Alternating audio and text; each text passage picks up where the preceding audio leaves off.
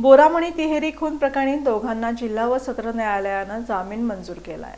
गायत्री मस्के व तिच्या 2 मुलांच्या हत्या प्रकरणातील अटक आरोपी सूरज मोरे आणि सचिन वाघमारे यांना जिल्हा सत्र न्यायालयाने जामीन मंजूर केला आहे।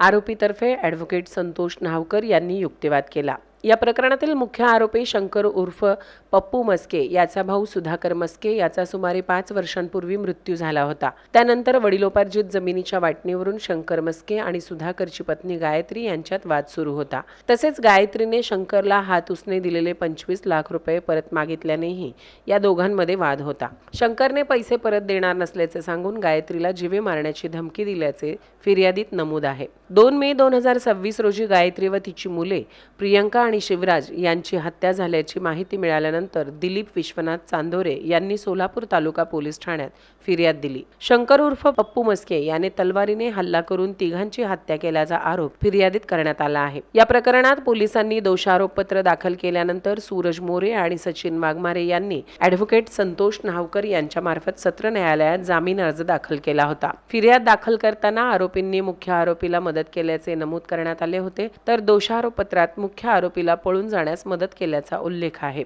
या दोन्ही बाबींमध्ये विसंगती असून आरोपी विरुद्ध ठोस पुरावा नसल्याचा युक्तिवाद ॲडव्होकेट न्हावकर यांनी केला। न्यायालयाने हा युक्तिवाद ग्राह्य धरत सूरज मोरे आणि सचिन वाघमारे यांचा जामीन अर्ज मंजूर केला आहे। आरोपीतर्फे advocate Santosh Nhavkar, advocate Rahul Rupnar, advocate Meera Patil आणि ॲडव्होकेट शिवरत्न माने यांनी काम पाहिले।